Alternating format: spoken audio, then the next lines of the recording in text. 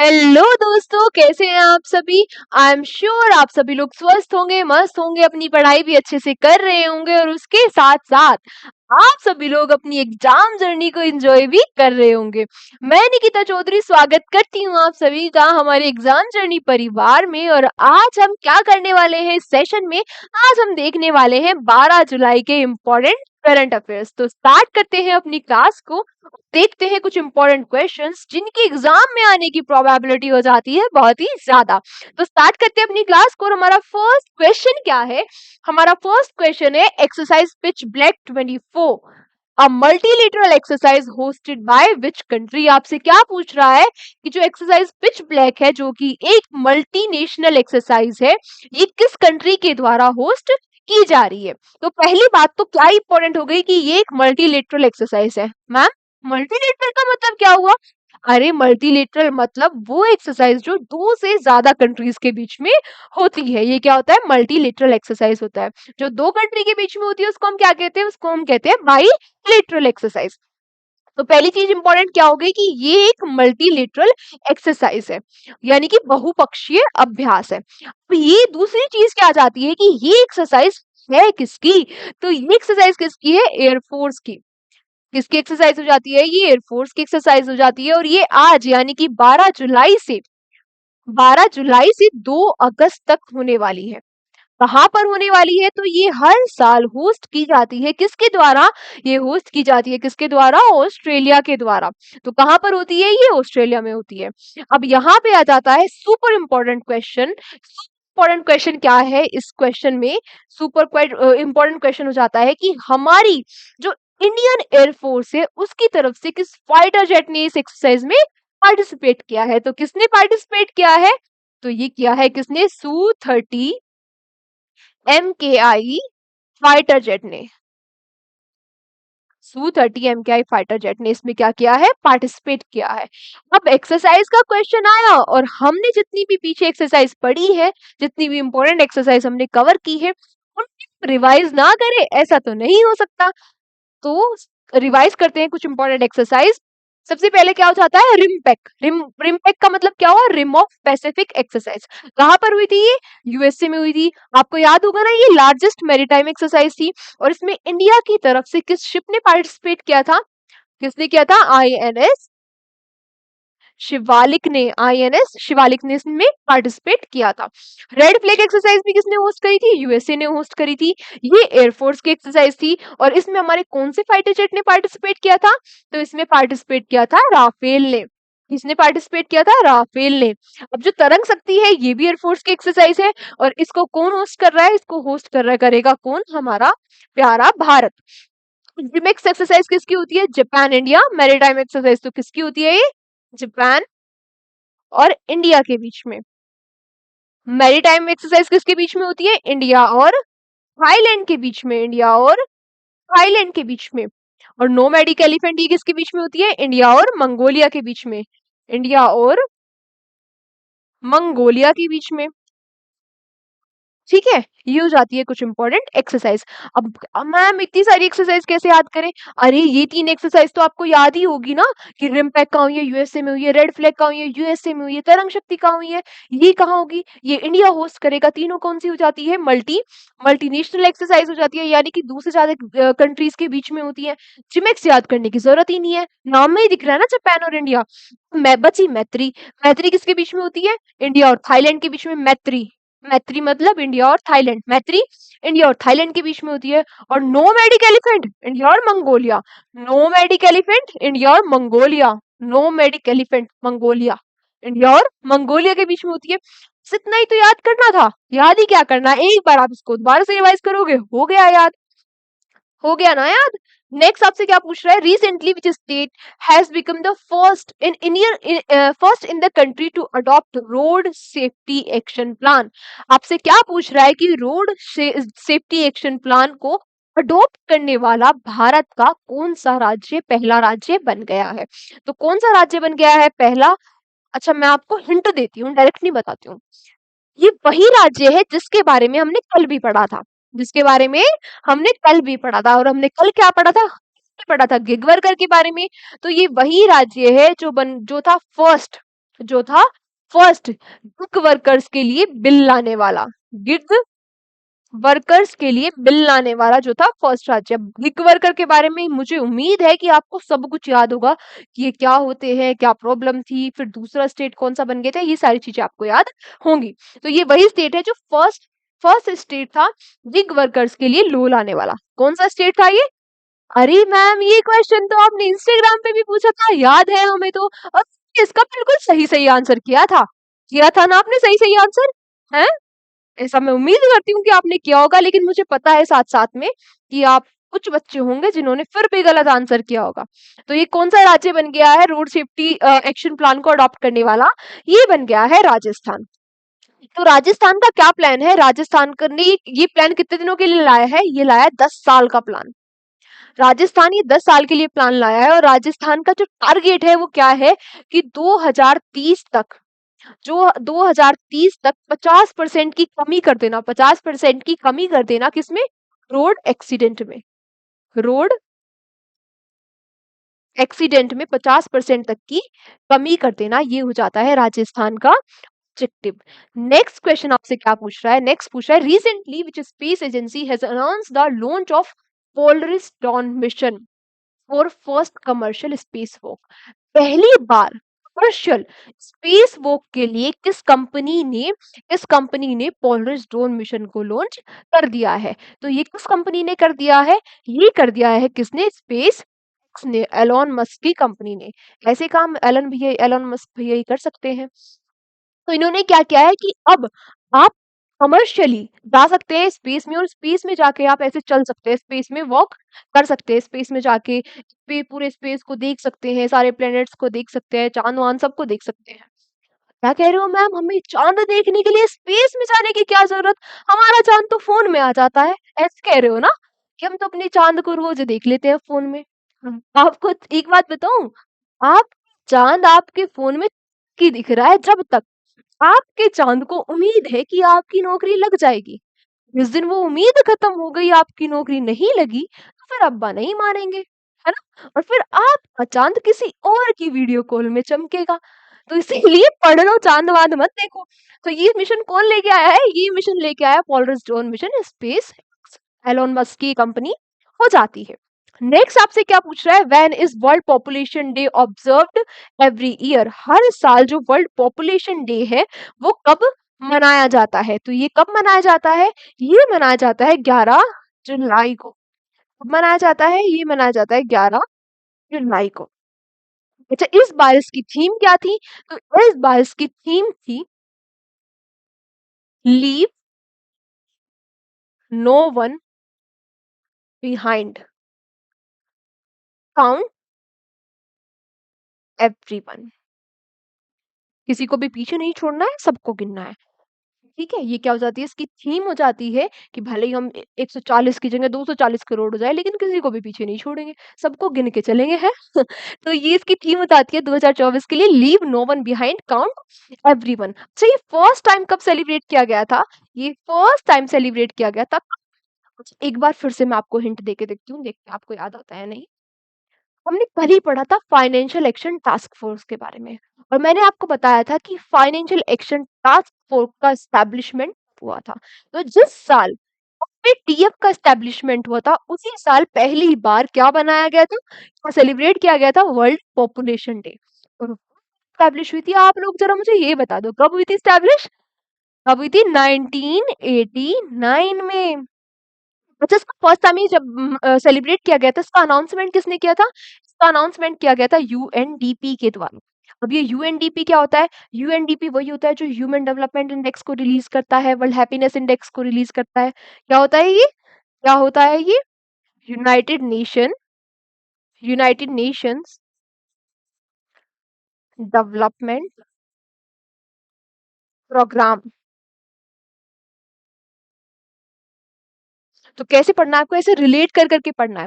अब मुझे तो क्योंकि बहुत ही लिमिटेड टाइम होता है, लिमिटेड मुझे सेशन लेना होता है, तो इसीलिए मैं आपको ज्यादा रिलेट नहीं करा पाती। इसीलिए पर आपको क्या करना है, ऐसे ही अगर मैंने कुछ लिखा है, ऐसे मैंने कोई डेट लिख दी, कोई सिटी लिख दी, कोई कंट्री लिख दी, तो आपको उससे रिलेटेड सारी चीजें याद आ जानी चाहिए। इसी तरीके से पढ़ना होता है और ऐसे ही पढ़ने में मजा आता है।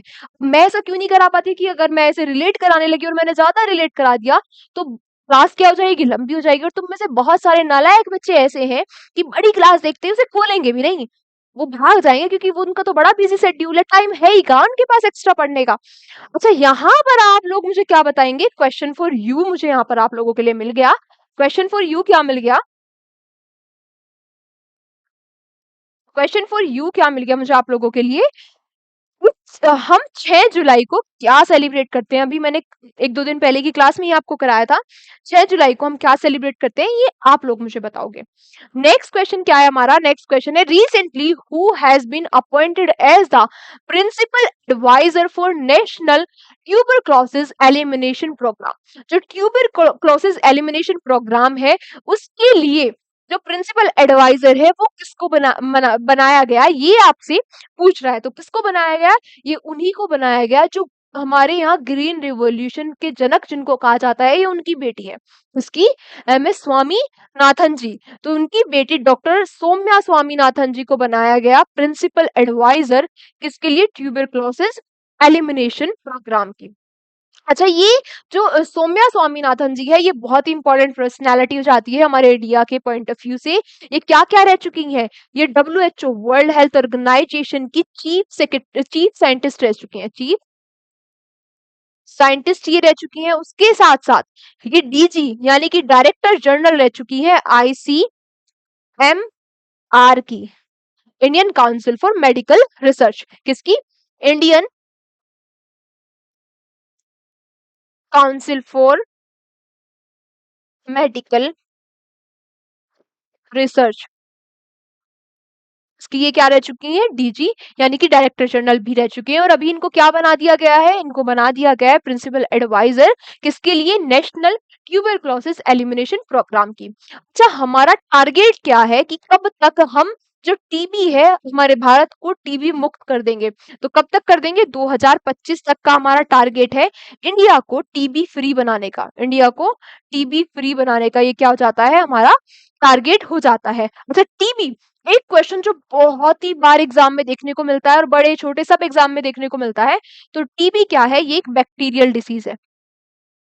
किससे होती है टीबी, बैक्टीरिया से होती है। तो टीबी एक बैक्टीरियल डिसीज है। हमारा टारगेट कब तक हो जाता है, 2025 तक हो जाता है टीबी को खत्म करने का। और प्रिंसिपल जो एडवाइजर है वो बन गई है डॉक्टर सौम्या स्वामीनाथन जी। नेक्स्ट क्वेश्चन आपसे क्या पूछ रहा है, नेक्स्ट क्वेश्चन पूछ रहा है, recently a new species discovered in western Ghat has been named हब रोस्ट हब रोस्टम स्वामीनाथन इट इज।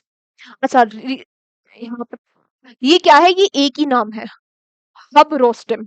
जो ये अभी हाल ही में आपसे पूछ रहा है कि वेस्टर्न घाट में एक नई स्पीसीज डिस्कवर की गई जिसका नाम रखा गया क्या, हब रोस्टम स्वामीनाथन।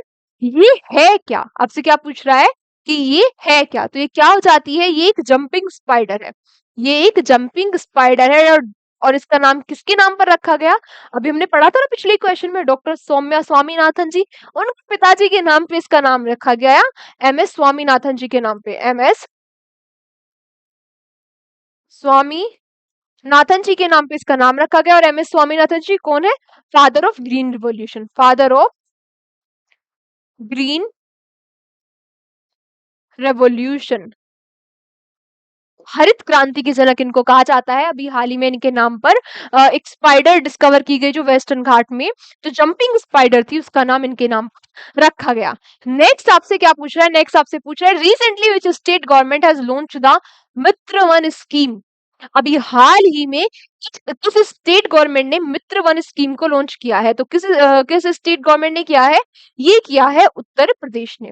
उत्तर प्रदेश ने अभी हाल ही में मित्र वन स्कीम को लॉन्च किया है। और इसके तहत ये क्या करेंगे, जो उत्तर प्रदेश का फॉरेस्ट डिपार्टमेंट है, तो जो उत्तर प्रदेश का फॉरेस्ट डिपार्टमेंट है वो क्या करेगा, वो नेपाल के बॉर्डर पर, नेपाल के बॉर्डर पर, मतलब मेजरली नेपाल के बॉर्डर पर जो टच करते हैं 35 डिस्ट्रिक्ट, 35 डिस्ट्रिक्ट उत्तर प्रदेश के, उनमें 35 करोड़ पेड़ लगाने का इनका टारगेट है। और कब तक ये लगाने हैं इनको? ये 20 जुलाई तक का इन्होंने टारगेट रखा है। तो इसके लिए कौन सी इन्होंने योजना या स्कीम लॉन्च की है? तो मित्र वन के नाम से उत्तर प्रदेश ने ये स्कीम लॉन्च की है। इन्हें नेपाल बॉर्डर पे ये पेड़ लगाने के लिए इन्होंने इस स्कीम को लॉन्च किया है।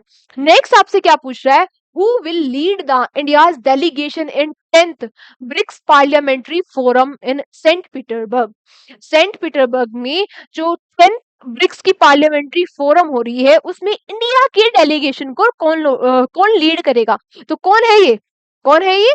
ये है स्पीकर। किसके स्पीकर? हमारी लोकसभा के स्पीकर, जो अभी हाल फिलहाल में ही अपॉइंट हुए थे, और ये दूसरी बार हमारी लोकसभा के स्पीकर बने हैं। तो हमारी जो पार्लियामेंट्री फोरम के लिए हमारे भारत से डेलीगेशन जाने वाला है, उसको लीड करेंगे कौन? ओम बिरला जी। कौन लीड करेंगे? ओम बिरला जी। अगर हम बात करें ब्रिक्स के बारे में, तो ब्रिक्स को 2024 में होस्ट कौन कर रहा है? रशिया। और हमने पढ़ा था ना कि ब्रिक्स का एक्सटेंशन हो गया, और एक्सटेंडेड जो कंट्रीज है उनके साथ पहली मिनिस्ट्रल मीटिंग भी कहाँ हुई थी? वो भी रशिया में ही हुई थी, क्योंकि रशिया इस बार होस्ट कर रहा है। तो ब्रिक्स के बारे में एक बार हम देख लेते हैं कि ये ब्रिक्स है क्या, और एक्सटेंडेड मेंबर्स में कौन कौन से ऐड हुए हैं। तो 2001 में वैसे ब्रिक्स का फॉर्मेशन हुआ था, और तब इसमें 4 कंट्री हुआ करती थी, BRIC। तब ये ब्रिक्स हुआ करता था। ये 4 कंट्री कौन सी थी? ब्राजील, रशिया, इंडिया और चाइना। ये इसमें 4 कंट्री हुआ करती थी। तब ये क्या बना था? एक एक्सटर्नल अफेयर्स जो मिनिस्टर थे वो सब लोग साथ में बैठते थे और डिस्कशन करते थे। तक ये ऐसा ग्रुप था। लेकिन 2009 में होती है ब्रिक्स की पहली फॉर्मल मीटिंग। पहली मीटिंग कब होती है? 2009 में होती है पहली फॉर्मल मीटिंग ब्रिक्स की। इसी मीटिंग में जो साउथ अफ्रीका है, उसने अपनी इच्छा जाहिर की थी कि वो भी इसका मेंबर बनना चाहता है। तो 2010 में क्या हुआ था? साउथ अफ्रीका इसका मेंबर बन गया था। 2010 में साउथ अफ्रीका इसका मेंबर बन गया था, और ये ब्रिक्स से हो गया था ब्रिक्स। ये ब्रिक्स से क्या बन गया था? ब्रिक्स। अब पिछले साल इसमें 4 कंट्री और ऐड कर दी गई। अब 5 कंट्री हो गई थी, तो 4 कंट्री और ऐड कर दी गई, यानी कि वो इस साल यानी कि 2024 से ब्रिक्स की ऑफिशियल मेंबर बनी है। और वो 4 कंट्री कौन कौन से जाती है? ईरान, इजिप्ट, इथियोपिया और यूएई। ईरान, इजिप्ट, इथियोपिया और यूएई। इसके साथ साथ टोटल मेंबर जो ब्रिक्स में हो गए हैं, वो 9 मेंबर्स हो गए हैं। टोटल मेंबर्स कितने हो गए हैं? 9 मेंबर्स हो गए हैं। और मैं आपको बता दूं कि जो सऊदी अरेबिया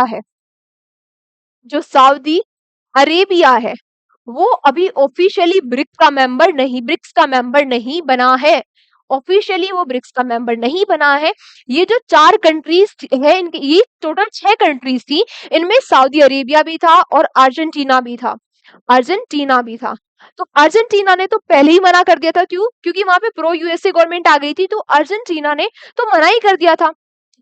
अर्जेंटीना ने तो मना ही कर दिया था ब्रिक्स में ऐड होने के लिए, क्योंकि ब्रिक्स को एंटी यूएस माना जाता है। तो इसीलिए वहां पे क्या आ गई थी? Pro US government. तो इसने क्या कर दिया? मना कर दिया कि भाई मैं नहीं आ रहा ब्रिक्स में। जो सऊदी अरेबिया है, इसने पहले मना किया, लेकिन फिर हाँ कर दिया। पहले मना कर दिया था कि भाई मैं नहीं मेंबर बन रहा हूँ, फिर उसने कहा कि नहीं नहीं मैं भी मेंबर बनना चाहता हूँ। तो ऑफिशियली जो मेंबर बने थे वो 4 ही मेंबर बने थे। अभी तक सऊदी अरेबिया जो है वो ऑफिशियली मेंबर नहीं बना है। इसने इच्छा दोबारा से जाहिर की है कि मैं भी मेंबर बनना चाहता हूँ। जो ब्रिक्स की ऑफिशियल मीटिंग होगी, जो मिनिस्ट्रल ऑफिशियल मीटिंग होगी, सब लोग जिसमें सारी कंट्रीज के हेड साथ बैठेंगे, वहां देखेंगे कि क्या होता है क्या नहीं होता है। लेकिन अभी तक ब्रिक्स में 9 मेंबर्स है। कितने मेंबर्स है? 9 मेंबर्स है। सऊदी अरेबिया अभी ऑफिशियली मेंबर नहीं है। ठीक है। नेक्स्ट क्वेश्चन आपको क्या कह रहा है? Recently Lancet release first multi city study according to this report in which city highest number of death occur due to air pollution. क्या कह रहा है आपसे कि अभी हाल ही में लैंसेट ने फर्स्ट मल्टी सिटी स्टडी अपनी जारी की। इसके अकॉर्डिंग सबसे ज्यादा मौत किस सिटी में हुई है एयर पोल्यूशन के कारण। तो इस पे कल शाम 6 बजे 6 बजे मैंने इंस्टाग्राम पे एक रील भी पोस्ट करी थी। आई होप आप सभी लोगों ने वो रील देखी होगी। तो लैंसेट ने अभी 10 कंट्रीज के ऊपर स्टडी किया, और 10 कंट्रीज के ऊपर स्टडी करके लैंसेट ने पाया कि एवरेज एवरेज हर साल जो 33,000 लोग हैं, हर साल 33,000 जो लोग हैं, उनकी मौत इन 10 सिटी में एयर पोल्यूशन की वजह से हो रही है। और इन सभी में टॉप किसने कर दिया? ऑब्वियसली हमारी दिल्ली करेगी। तो अकेले हमारी दिल्ली में 11.5, दिल्ली में जितनी मौत हो रही है उनका लगभग 11.5% एयर पोल्यूशन की वजह से हो रहा है, एयर पॉल्यूशन की वजह से हो रहा है। और ये 11.5% लगभग लगभग 12,000 मौतें दिल्ली में एयर पोल्यूशन की वजह से हो रही है। जो ये 10 सिटीज थी, तो जो ये 10 सिटीज थी, इनमें टॉप तो किया है किसने? दिल्ली ने। और 10th नंबर पे कौन आया है? शिमला। शिमला में हर साल 59 पर ईयर ही डेथ होती है, किससे? एयर पोल्यूशन की वजह से। तो लैंसेट ने अभी रिपोर्ट जारी की, इसमें किस कंट्री ने टॉप कर दिया है? इसमें टॉप कर दिया है किस सिटी ने टॉप कर दिया है? तो उसमें टॉप कर दिया हमारे दिल्ली ने। मैं यहाँ पे आप सभी लोगों से बस एक ही बात कहना चाहूंगी, देखो, जरूरी नहीं है कि हम कल ही सुबह उठेंगे और मैं आपको मोटिवेट कर दूं कि नहीं नहीं ऐसा करना है वैसा करना है, और कल सुबह हम उठेंगे और अपने सारा मोहल्ला साफ कर देंगे, कोई गंदगी नहीं छोड़ेंगे, पूरी रोड पे पेड़ लगा देंगे। देखो, ये हो गई हाइपोथेटिकल चीजें। हमको कितना करना है, हमको जितना हम practically कर सकते हैं, वो भी इम्पॉसिबल नहीं है, पर हम वो भी सकते हैं। लेकिन भी एज अ स्टूडेंट हम जितने रिस्पॉन्सिबल हो सकते हैं, आपको बस उतना सा रिस्पॉन्सिबल बनना है। आपको बस आज मेरे साथ एक रेजोल्यूशन लेना है। क्या रेजोल्यूशन लेना है? कि आप सिंगल यूज प्लास्टिक का इस्तेमाल नहीं करेंगे। आप किसी भी दुकान पे जाके नहीं बोलेंगे कि भैया पॉलिथीन दे दो। अगर 4 सब्जी आप घर वालों ने आपको सब्जी लाने के लिए भेजा और 4 सब्जी आप ला रहे हो, तो अलग अलग पॉलिथीन में ला रहे हो। अगर आप दुकान पे गए और अगर एक टॉफी भी खरीद रहे हो, तो उसे भी कह रहे हो कि भैया इसे पॉलिथीन में डाल देना।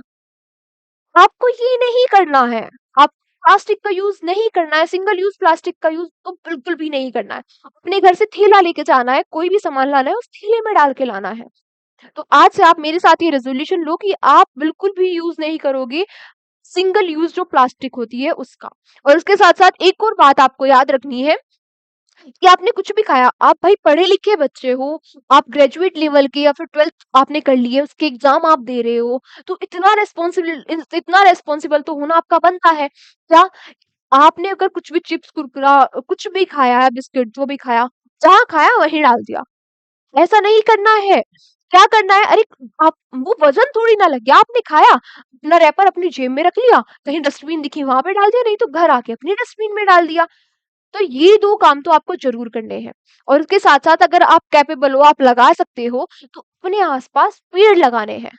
और मैंडेटरी क्या है कि आप प्लास्टिक नहीं लोगे, आप कचरा नहीं फैलाओगे, क्योंकि जब इंडिविजुअल यूनिट सुधरेगी, जब हम जैसे पढ़े-लिखे बच्चे सुधरेंगे, तभी तभी हमारा भारत सुधरेगा। ठीक है?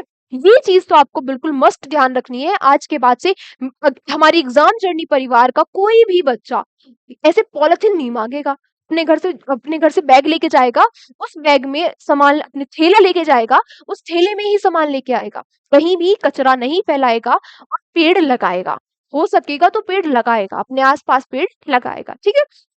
आज के लास्ट क्वेश्चन क्या हो जाता है? आज का लास्ट क्वेश्चन है, recently which countries high jump पर यूरोस्लावा म यूरो क्या ना यूरोस्लावा मुझिक यूरोस्लावा मुझिक क्या नाम हुआ भाई ये? Yaroslava Mahuchikh set a new world record women's high jump. जो यूरोस्लावा मुझिक जी है, इन्होंने एक वर्ल्ड रिकॉर्ड सेट कर दिया है हाई जंप में। आपसे पूछ रहा है कि किस कंट्री से बिलोंग करती है, तो किस कंट्री से है ये? यूक्रेन से। कहाँ से हो जाती है? ये हो जाती है यूक्रेन से। ठीक है, इन्होंने क्या सेट कर दिया है? नया वर्ल्ड रिकॉर्ड बना दिया है हाई जंप में। ये 2.10 मीटर की इन्होंने हाई जंप हाई जंप लगाकर नया वर्ल्ड रिकॉर्ड बना दिया है। अच्छा, पीडीएफ कहाँ मिलेगी मैम? तो पीडीएफ कहाँ मिलेगी आपको? पीडीएफ मिलेगी कहाँ? हमारे टेलीग्राम चैनल पर। पीडीएफ कहाँ मिलेगी? हमारे टेलीग्राम चैनल पर। टेलीग्राम चैनल हमारा किस नाम से है? एग्जाम जर्नी के नाम से। एग्जाम जर्नी के नाम से हमारा टेलीग्राम चैनल है, वहां पर आपको पीडीएफ मिल जाएगी क्लास के बाद ही। मैक्सिमम आपको 10 बजे तक वहां पर पीडीएफ अवेलेबल हो जाएगी।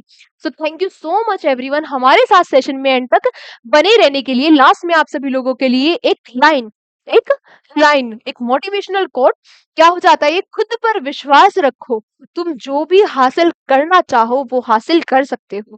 किसने कहा है? स्वामी विवेकानंद जी ने कहा है, और बहुत ही अच्छी बात कही है कि खुद पर विश्वास रखो, आप जो भी हासिल करना चाहोगे आप कर सकते हो। और मैं भी आपको ये सेम, मैं आपको हर क्लास में दूसरी तीसरी क्लास के बाद बता ही देती हूँ कि बिलीव इन योरसेल्फ, आप कैपेबल हो, बस अपनी कैपेबिलिटीज पे विश्वास रखो। आज की क्लास को हम यहीं तक रखते हैं, कल के सेशन में आपसे फिर से मुलाकात होगी। Thank you so much.